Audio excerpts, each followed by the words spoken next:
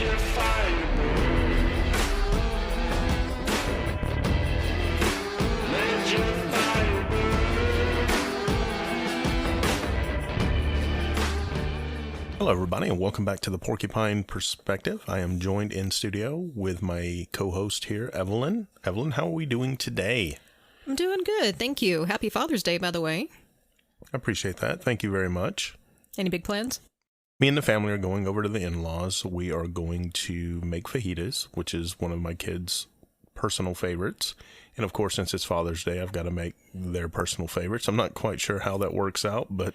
Well, to be fair, I've heard you talk that you really enjoy this one too, especially you have, what is it called, a discata that you cook all these on? I keep hearing all about this and how fantastically amazing everything you cook on it is. Well, everything I cook is amazing, even my ramen noodles. Oh, yeah, okay, whatever. You asked. Okay. I'm just saying, you're putting this all like, oh yeah, my kids love it, yay me, Dad, I get to cook for them, when I know it's one of yours too, so... It is, and I enjoy spending time with my in-laws. I know that sounds strange to some of you that are listening, but I get along with them very well, and I'm actually very interested to see my father-in-law's reaction to this gift I got him. It's one of those bug assault guns. It's a little air-powered deal that shoots out iodized salt and kills flies, and he is going to enjoy it immensely. Yeah, that I have no doubt of. I actually know your father-in-law, and he's one of those people who seriously like laughs from his core with the simple things that make him happy, and I can just see him like shooting these flies and just laughing endlessly about how much fun he's having with that. So, good choice. Yeah, I think it'll be good. And, you know, any chance we have an opportunity to add an additional assault weapon into someone's hands, we Literally definitely... a salt.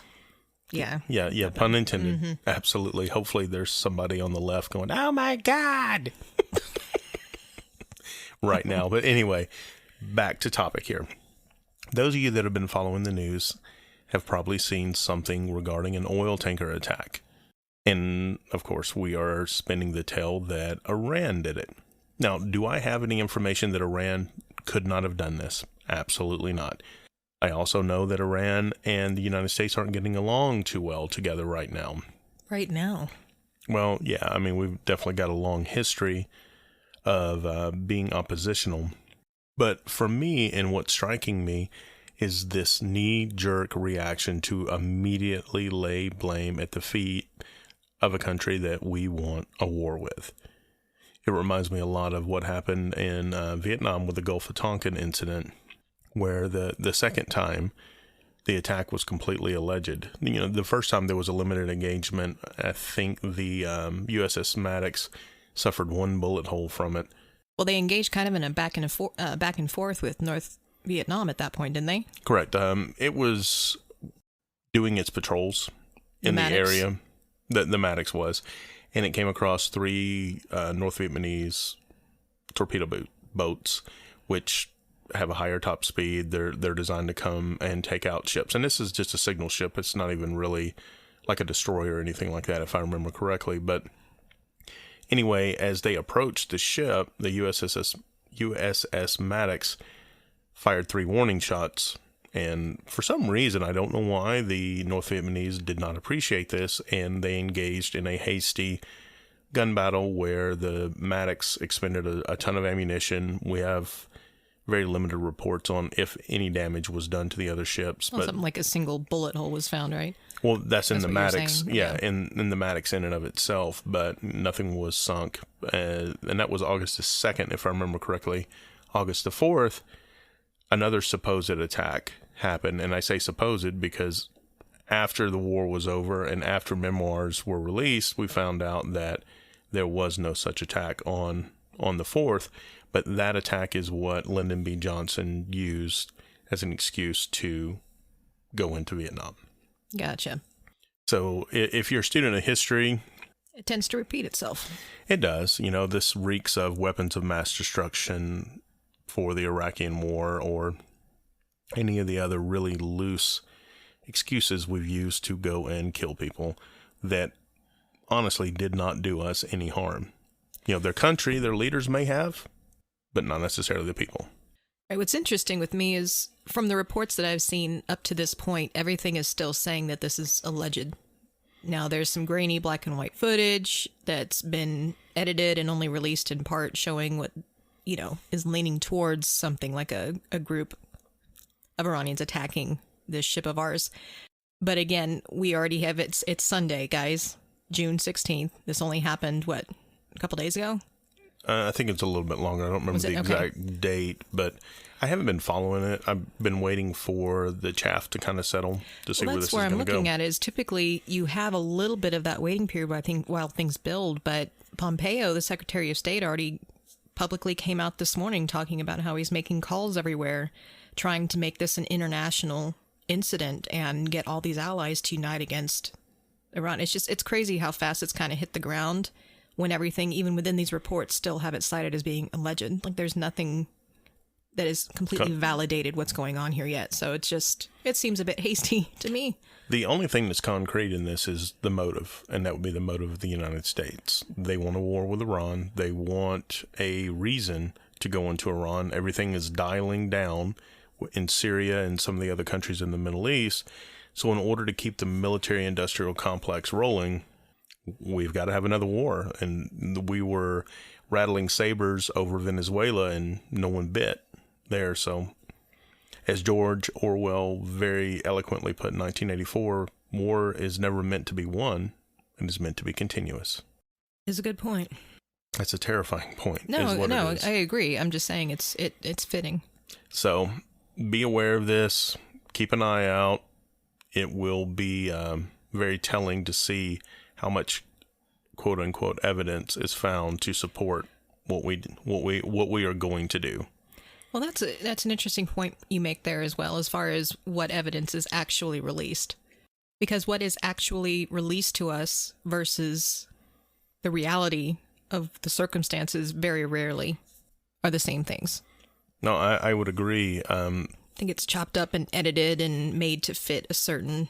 It's redacted. Mm-hmm. Redacted is a way of stating it. Most of the stuff we get from our government is designed for a narrative, whatever narrative they want to push, and whatever narrative they don't believe you are either fit to know or would be too dangerous for you to know, they are going to remove it. Now, Iran, we've had problems with them. We say we've had problems, but in reality, Iran doesn't do a whole hell of a lot. We had the Iran hostage crisis back in Jimmy Carter's presidency, and that was a pretty big deal, but that was in response to an action the United States government took. What was that action? We supported the dictator that was presiding, my apologies, over Iran. And when there was a coup and the Iranian revolution took place and they ousted the Shah, we allowed him to come here for "quote unquote" cancer treatment. Now, we knew that if he remained in country, that he was going to be tried for murder and executed, just because of how he ran his regime and the way his secret police operated. Well, the embassy that we had in Iran had quite a few diplomats in it, and they seized it. A group of students that were part of the revolution seized it and held these people hostage for 444 days. In order to get the guy back from our... And that's all they wanted. Soil. They wanted the Shah returned back to them so he could stand trial for war crimes. We refused to do it. So they held us complicit in his war crimes. Not only did we support this guy, help get him installed, but we also protected him from the justice that his countrymen that suffered underneath him wanted. But isn't that why we have certain laws in place for people who are seeking asylum?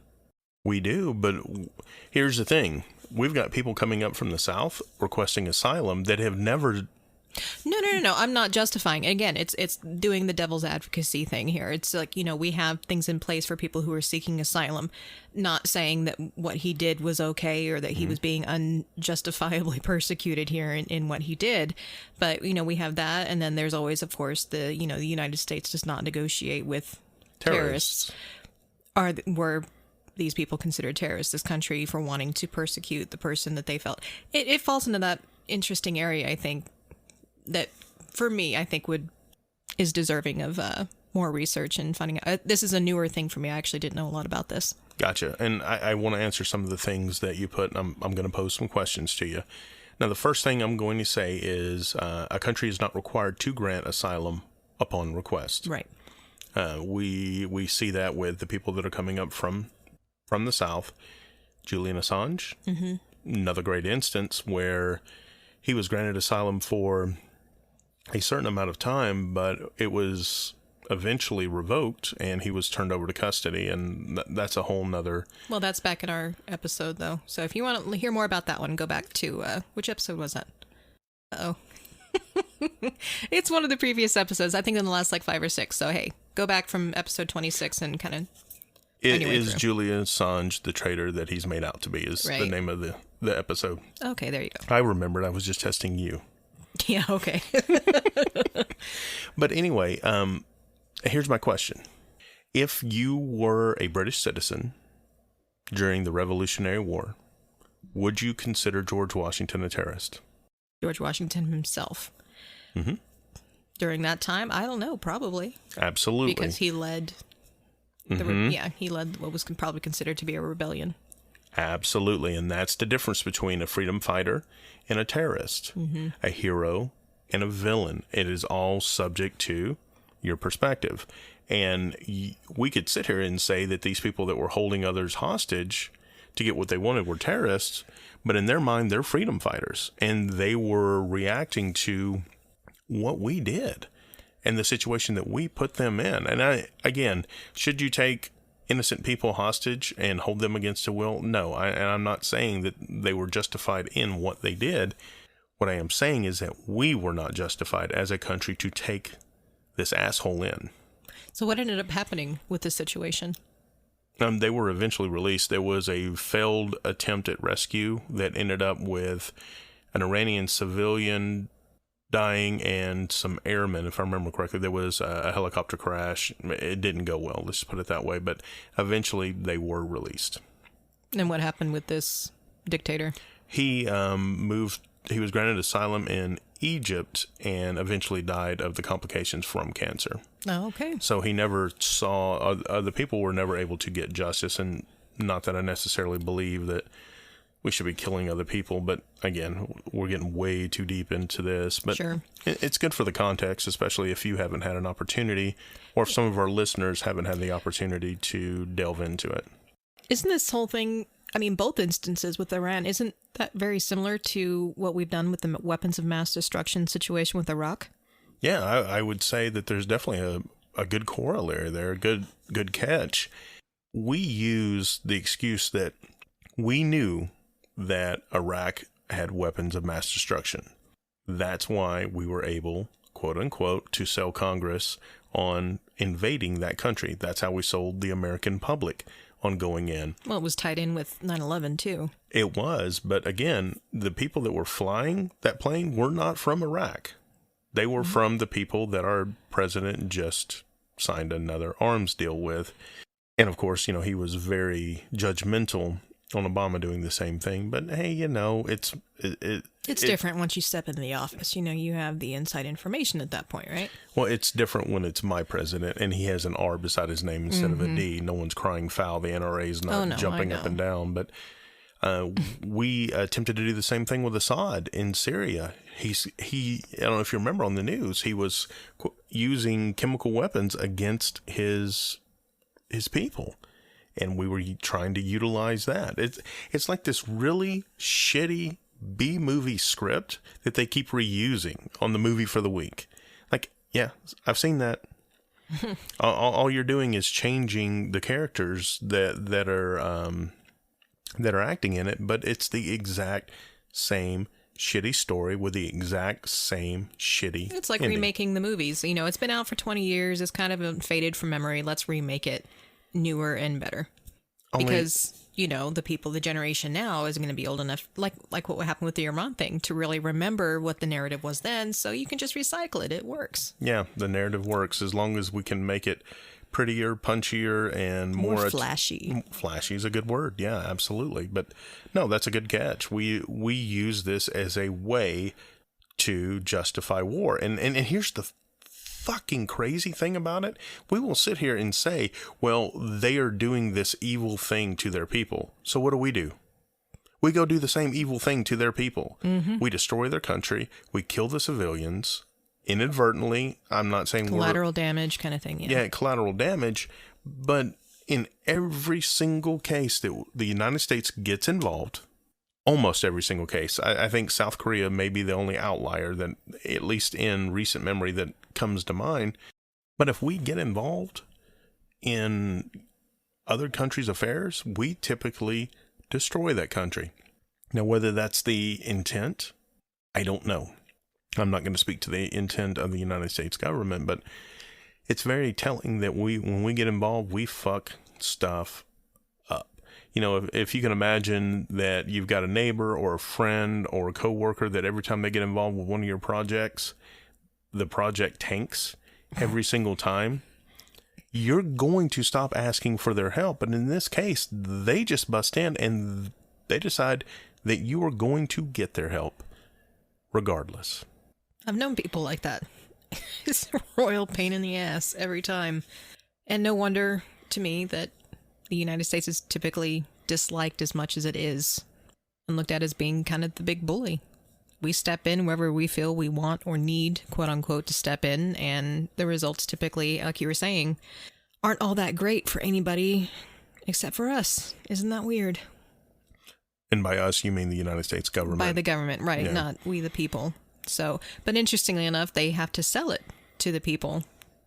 And everything, like you said, it's redacted and piecemeal to fit whatever narrative they're wanting it to go towards. And yet we all look at it and you have that moral outrage and that indignation and that support that just comes in tow. I mean, you almost can't even blame them for continuing the narrative. It works. There's someone, and I wish I had the recall that some of the people I know have, but who has said that, and it was a politician, a very famous one, that if the United States public knew everything that our government did in our behalf, we would be marching with pitchforks, and we would have, by the end of the day, we would have people's heads on pikes if we knew and only knew what the U.S. government does on our behalf. And that's why they have to protect it. It's not to protect other countries. It's to protect themselves. Well, when they say national security, they mean it. They don't mean national security from an outside entity, an outside country. They mean us. I'm sure it's been like that. And it's not an excuse, but I think it's that way with a lot of really big moving governments. You don't want them to see the inner workings because then the facade is all gone. Governments. Right. If a government was transparent, they couldn't be a government. That's the problem. That is 100% the problem. How can the few retain the power over the many unless they are pulling the wool over their eyes? Or they're saints. One of the two. Now, you tell me you've met a few humans in your lifetime, which is Just more a likely. couple, I mean. Yeah, just a couple. Which is more likely, that the people seeking power to rule over others are saints? Or are they people that want power for probably untoward reasons? Well, that ties into your anarchist belief as well, doesn't it? It absolutely does. It's almost like there's a purpose. Weird. If you wouldn't mind, though, I mean, at least kind of expand upon that. Because, I mean, that's how you really kind of started breaking it down for me when I was questioning. Okay, again, like most people, I heard that you were going towards anarchy, and I'm thinking pitchforks and Molotov cocktails and chaos. And you use that as an example to say, no, this is where the core is. Right. You know, at its core, it is a rejection of coercive hierarchy. And that is how I phrase it. Many will say rejection of hierarchy. I say coercive hierarchy. The reason being is that if you and I establish a worker, co-worker, or worker-boss relationship, I'm a buyer, you're a seller, you're an agent, I'm a content producer, whatever it is, as long as we're doing that voluntarily, there's still a hierarchy that is established. I don't reject that type of hierarchy for the simple fact that it is voluntary. Even if I said, I will be your indentured servant for the next year, if you can just give me enough money to buy medicine for my child, I promise to work for you and I'll sign a contract for the next year with no additional remittance whatsoever. That's still a hierarchy. It's just non-coercive in nature. So, in my opinion, anything the government does is a reflection of a coerced hierarchy. There are those that are going to say, well, if you don't like it, you can move. Well, that's cool and all that. But no, the onus or the responsibility is not on us. If someone is being victimized, the responsibility is not on them. If you were getting bullied at school, I wouldn't say, well, you just need to move schools. No, you go after the person that's victimizing the other human being 100% of the time. And in this case, if you are living in the United States, although it is probably the freest country, or at least one of the freest countries in the world, you are still a victim of coercion. You are getting forced to provide for services that you don't need, that you may not want, or that you may want better services. And worse than that, you're holding a gun to your neighbor's head and forcing them to do the same. Okay. It breaks it down. Like I said, when we had our talk, it broke it down in a way that made much more sense to me and really kind of got me looking more into, okay, what is the actual definition of this stuff and what is it you're kind of getting involved in, and led to some interesting conversations for us. Now, question though, when you talk about the voluntary interactions, when there's kind of a more natural progression of a hierarchy, do you believe that there is ever a need to know situation that's acceptable? I think that's an excellent point, but before we answer that question, let's take a quick break and hear from our sponsor. I want to take a quick moment to talk about the app that makes this podcast possible, Anchor.fm. Anchor gives you everything you need in one place to create, record, and edit your podcast so it sounds great. Best part, it's absolutely free. They will help you distribute your podcasts as well, so you can be heard on Spotify, Apple Podcasts, Google Podcasts, and many, many more. Anchor also makes it very easy to monetize your podcast by hooking you up with sponsors right off the bat so you can begin to make money with no minimum listenership. And all you need to do is go to Anchor.fm or download the Anchor app, and you too can get started today.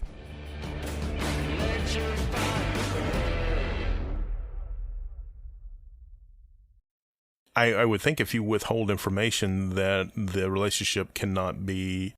If the information pertains to the agreement that you made with another individual, then yes. Like if I said, I will pay you $100 to mow my yard, and you agree. But what I withhold is the fact that in my backyard is radioactive waste, and you are going to die if you don't have protective equipment while you mow it.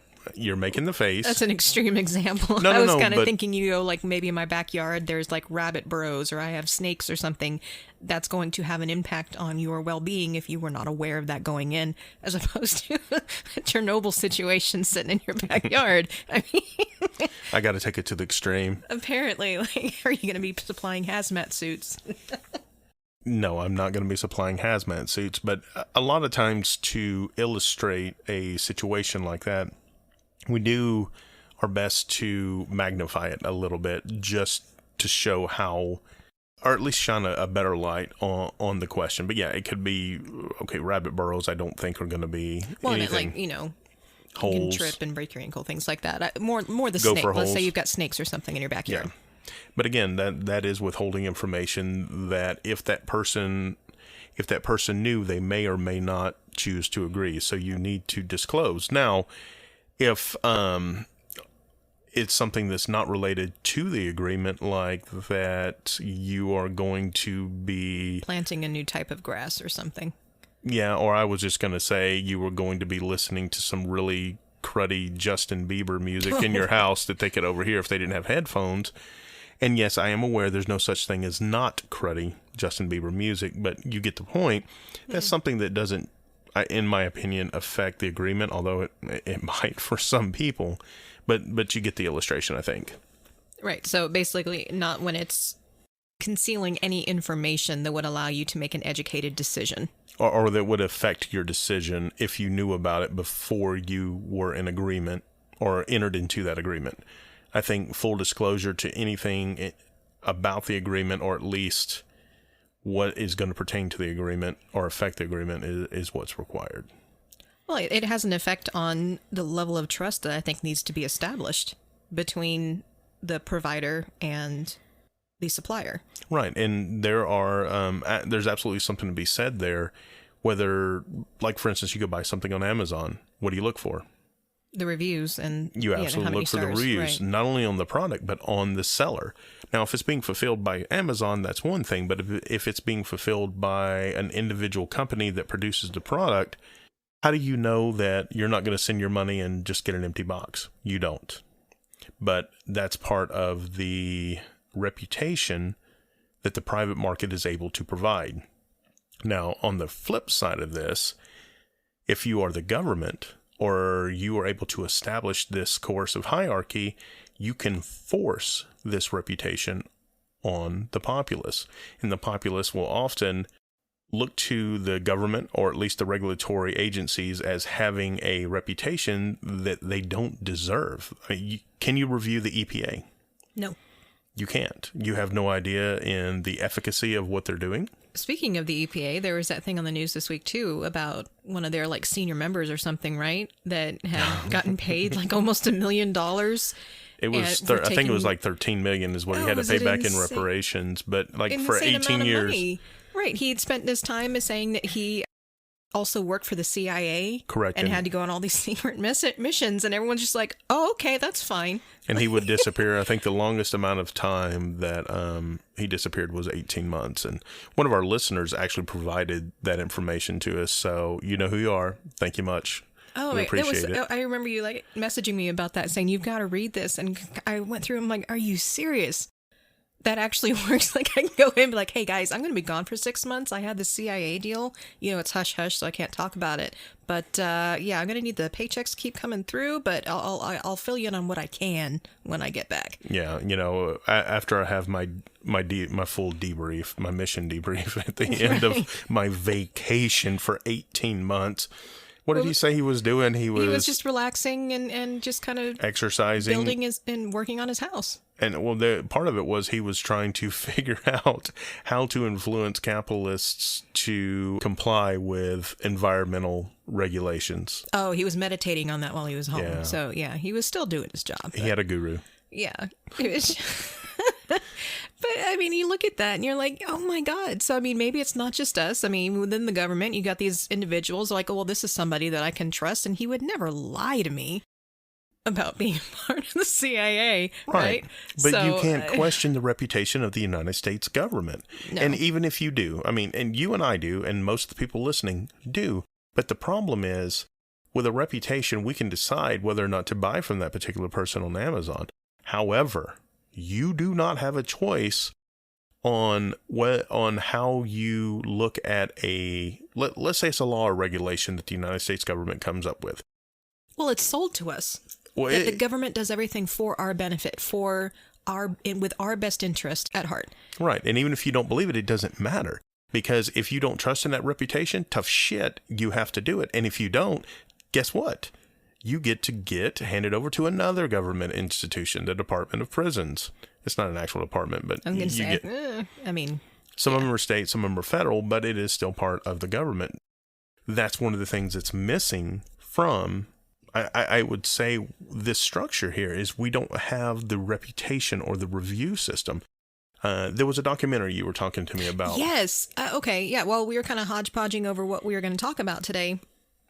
When you were talking about the redacted documents and everything and how they come out, it reminded me of a movie I'd watched recently with my husband that was done. It was a documentary done in, I think, like 2014 called Fed Up. And this documentary was taking a look at like a 30-year campaign by the food industry assisted by the U.S. government to mislead and confuse the American public about food and exercise. Now, if I remember correctly, and you made me watch this stupid thing. You sent me the link to it, and but you got to admit, it got us talking. It did get us talking. It was one that my wife lasted about 3 to 4 minutes. Went, yeah, you're doing that on your own. You can go to the office. So anyway, here's the big synopsis. If I had to write the trailer or the metadata for this, it is a campaign against sugar. It is what these guys are after. Now, it's not as overt as that. What they are doing is saying that if you just have calories out being higher than calories in, that you're going to lose weight. And that does not answer the obesity problem and diabetic problem that we are seeing an increase of in the United States. And they are laying it solely on the feet. We're lazy, basically. Well, you guys aren't working hard enough. You need to exercise more. Right. But that's not where the documentary is going. They're saying it's the other way around, that it's because we are injecting sugar into everything to make it more palatable.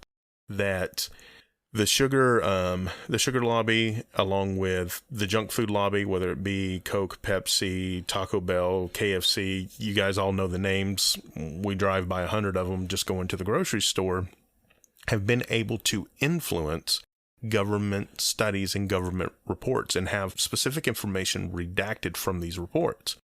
Not just the reports, like even on our food labels. I think that was the one thing where, and as I watched that, that's when I started messaging you. If you ever look at the labels, it tells you how much sugar is in there, but it never tells you your daily percentage on sugars, which is obviously one of the major ingredients and the only one that is never listed, where I went, okay. And it's such an obvious thing where you're looking like, well, why don't they have this listed? You think you would kind of go down that path, but we don't. Well, it's because you're allowed an infinite amount of sugar every day. Duh. I mean, technically you are. But when I was in college, I remember doing a report in chemistry, and you do the PowerPoint presentations, and and they actually included something like that in the documentary as well, where it showed that the effects that sugar has on our brains is the exact same response that it has like heroin and cocaine and other major addictive drugs. In the pleasure centers, yes. Right. It lights it up, and it's absolutely kind of an addictive thing. When you haven't had it for a while, when you're used to having that intake, you get the downturn, the headaches, the lethargy setting in. So it's just an interesting thing looking at it. And is this true 100%? Is it not? We don't know. It's still a media piece that's been presented, but the interesting point to me was the bits and pieces that are left out to the American people, out, like you said, out of these reports that are showing, look, this is not healthy. This needs to be reduced. The intake needs to be reduced, but then those words are taken out, and it's recommended you stay within this limit, but it's always kind of glossed over. The redacted part bothers me to a point, and here's my take on it. I don't know the science. I'm not a nutritionist. Exactly. I'm not here to debate whether or not sugar's bad, sugar's good. I would be the person that would say that you own your own body. You control what you take in. Anything taken into excess, even water, can be potentially hazardous to your health. So we need to have the ability to do the research and figure out what's best for us. But we don't have access to those studies. We have access not to the studies that they did. Studies, right? But where they were able to change these reports that were given to the United States government, yes. Do we have access to other research? We do. Here is my big frickin' problem with this, is those reports turn into legislation, which turns into law, which forces compliance. And if you believe that your government has your best interests and you're following this particular legislation or regulation as you're forced to, you have to know that it was sold to the highest bidder, whatever this is. Well, look at the whole thing with smoking. That was the end all be all. It was great. It's not going to harm you. It's fine. We've talked to all these researchers. We've done the studies. It is fine. It's good for you. When in the end, it took something like 20, 30 years or something for it to come out. No, in fact, it's not. Yes, in fact, they knew about it. Yes, this is cancer causing, along with emphysema and, the laundry list of other things that come with it. And it took the public opinion and the public really researching this, saying, no, look, this really is a problem, for the government to finally back down and be like, oh, yeah, our bad. Sorry about that. On to the next. That's insane to me, where you still have this public belief that the government is not going to harm us or allow us to harm ourselves just because. Well, we have to tell ourselves that. We have to tell ourselves that so that we can accept a seatbelt law. Well, this seatbelt law is for your own protection. It's for your own good. Says the motorcycle cop that pulls you over with no fucking seatbelt. The speed limit is for your own good and safety. Yeah. Are crashes more deadly at a higher rate of speed? Of course. Yes. But it's speed differential that typically kills. Now, don't get me wrong. You can slide off a road if you're going too fast. Get that. Got it. but it's usually a differential of speed that's the problem. If two cars are going 150 miles an hour and never encounter anything moving slower than that on a straight road, there's probably not going to be an accident, blowout, stuff like that, mechanical failures. But it's when one car's going 150 and the other one's going 30, you got a pretty significant problem. And I get that. But we have to believe that the government has our best interest, that they are here to serve us. Otherwise, as we said before, we would be in the streets with pitchforks and pikes, and we would have heads on them by sunset. We would never stand for it. Well, it's interesting to me when you talk to a person of relative intelligence levels, most of them are going to say... I gotta ask, relative to what? We'll just go with the assumption that Like they a are rock? relatively intelligent. Okay. Okay. I'm just clarifying. Go ahead. Gosh, you throw me off every time when you do that. I hate it. Anyway, but let's say you're having a conversation with someone. Most of them are going to be very clear and like, oh, well, yeah, of course the government's in it for what they can get out of it. Most politicians are in it for the bottom line and what's going to feed their pocketbook. And yet that same individual is going to turn around and be like, oh, well, no, the FDA approved this. It's fine. Mm-hmm. Oh, it doesn't have the USDA stamp on it. Right. I mean, be it food, be it smoking with vaccinations. Granted, that's an interesting case too, where, people are starting to look into things and either side of the argument, either pro or anti-vax, can come up with this documentation saying, no, look, here. It's an interesting thing. It is. But before we go and deviate from it, there's one more really and this is what I think of when I think of rocks. And you're talking about the relative intelligence. Okay, you brought up a rock. Okay, what? When we go through the end of that documentary, the Fed Up you were talking about, they were making the case that we need to give the government more power to make these decisions because the evil corporations are the ones that are causing the problem. Now, if you back it up 15 minutes prior to that, and in the previous 30 minutes of it or 20 minutes, they are lamenting the fact that the government was able to be swayed by these corporations. So let's give them more power. So give them more power so they can be swayed even more heavily. The hypocrisy of it, yeah. Like, are you this stupid? Yep. And we sure are. And ex-President Clinton was one of the spokesmen that they interviewed on this. I don't care about the Monica Lewinsky trial, but what the fuck does President Clinton have to do with any of this? They needed an authority figure is what it was, and he's well respected within the target group of this, I would argue, and I have to assume that's where that was coming from. But what's crazy, and then we'll walk away from the school. When I went to school back in the Stone Age, they made all the food there. Yeah, a lot of it tasted like crap. You were absolutely correct. But I don't think it was as bad for us as having Taco Bell Tuesdays, Pizza Hut Wednesdays, Chick-fil-A Thursdays, and all this. Well, no, that was even covered in there. There was, and not saying right, wrong, or indifferent, but there was specific budget cuts made within the educational fund that removed any ability to cook within the schools. So everything had to be either microwaved. They have ovens. Like at my kids' school, there's no way for them to cook anything. They just have warm-up ovens or microwaves. That's it. So what do you do? It's all frozen food that's been, injected in the preservatives and things that go into them. And God knows what they're getting. Look, we pack our kids' lunches every day. And the interesting thing is my oldest one started middle school this year. She prefers her own lunches to what's offered at school, which is interesting. Smart girl. Right. Because we have asked, like, what do you want to get some for school today if we're running short on time? No. I'll make my lunch really quick. Thanks. Well, I remember, and I hope I'm correct in this, but I know that there's other countries. The two that come to mind, or three, are Italy, France, and Japan, where they actually have food that looks like it comes off a restaurant menu. I've seen those, yes. And somehow they're able to do it. And I'm not necessarily suggesting we need to go to that level, but I've even seen instances where schools have some of the children prepare the food or help. They learn it as the older ones. Obviously, you don't want 7-year-olds in there operating the fryers. But they're part of the prep and part of the cleanup while the adults cook. Exactly. And what they do is they switch.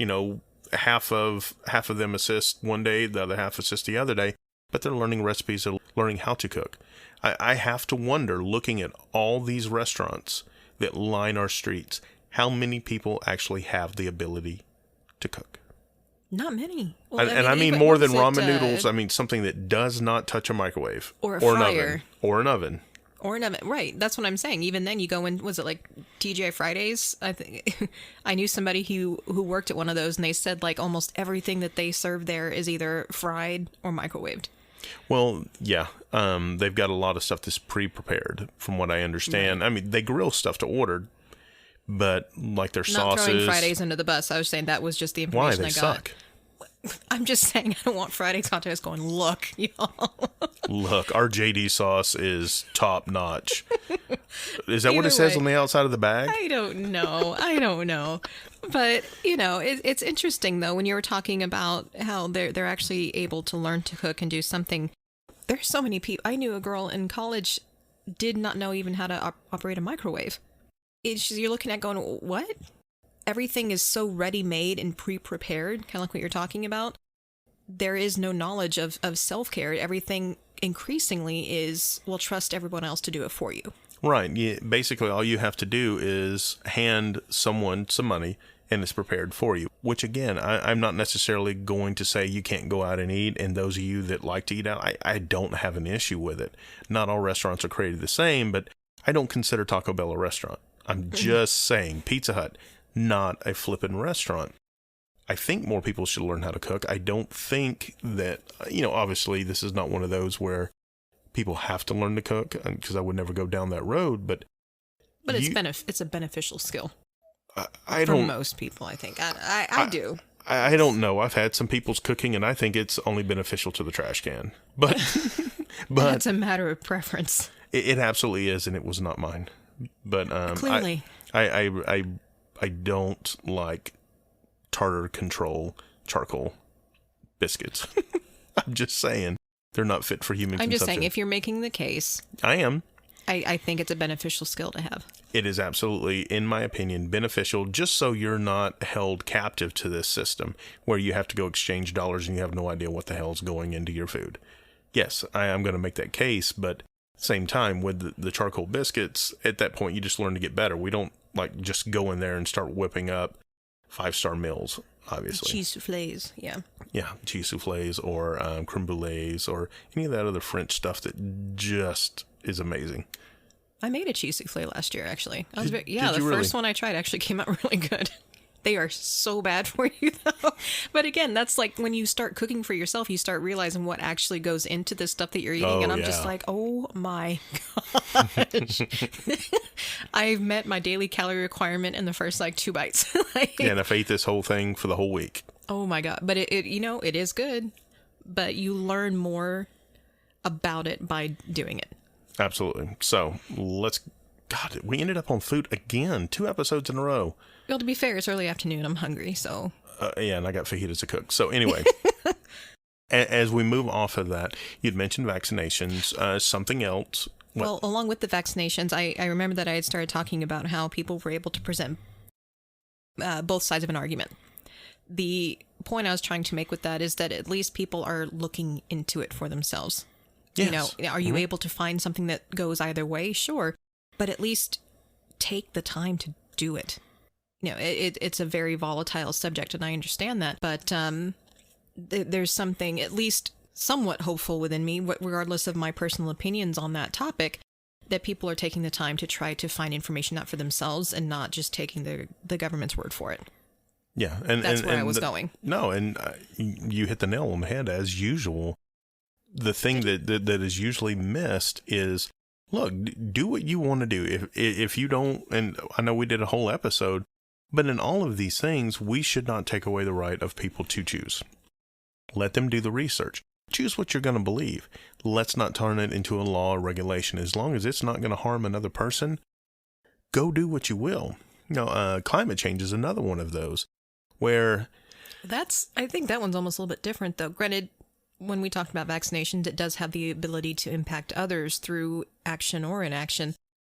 With climate change, you're looking at something that could potentially affect on a global scale. So could vaccinations, Well, that's true. if what they say is correct. Right.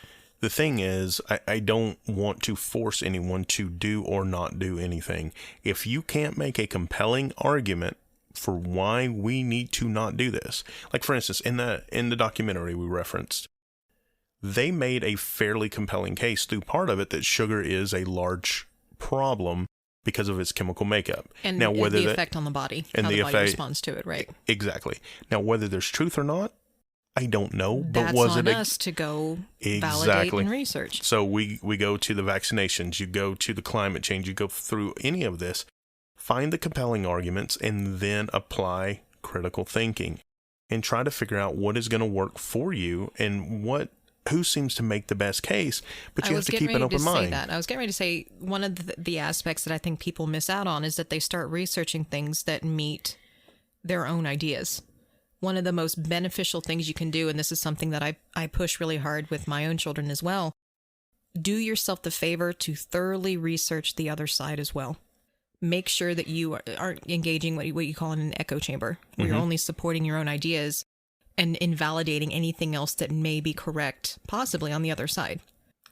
Do yourself the favor of looking at both ends to then form your own judgment. Absolutely. And if you can't make the arguments for the other side, then you can't make the arguments for your side, in my opinion.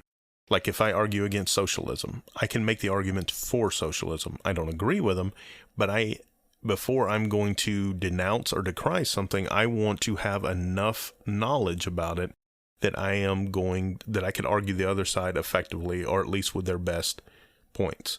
For instance, with the sugar thing, as I preface it, I personally am not a nutritionalist. I don't know. I haven't seen Nutritionalist? Nutritionalist. Okay. Are you picking on my language again? I absolutely am, because it's fun. Nutritionalist. Okay. Anyway.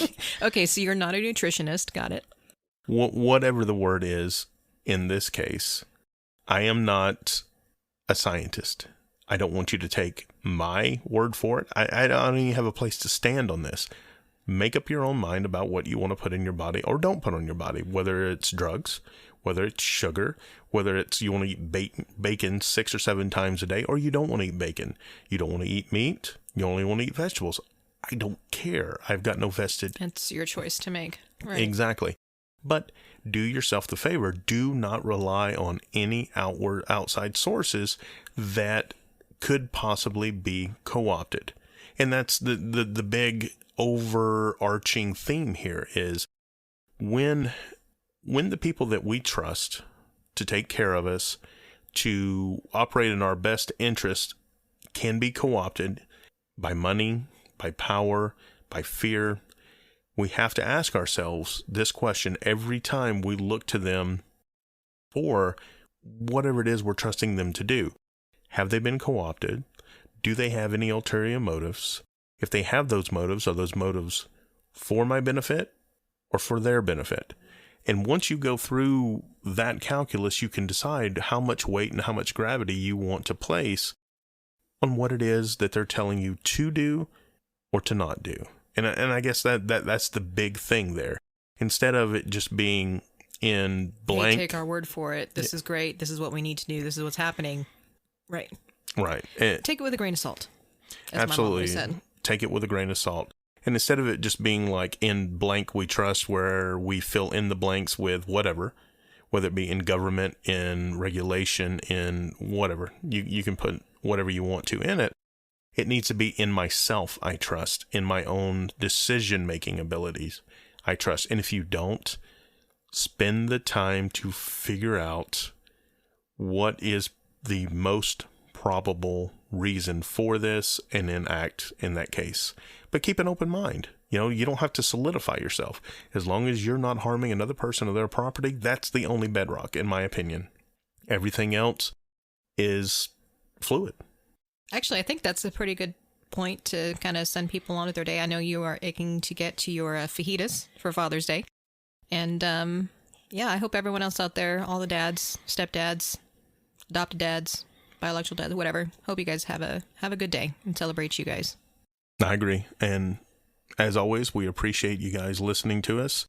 Any chance you get to leave us a 5-star rating or subscribe to us, any kind of reviews, it absolutely helps us. We've been seeing a massive uptick in downloads, so We greatly appreciate any support we're getting from you guys. So I hope you have a wonderful day, and we'll see you next episode. Always looking back over your shoulder, waiting around to make your move. Don't hold back, come on and get down to it. Live your life the way that you wanna.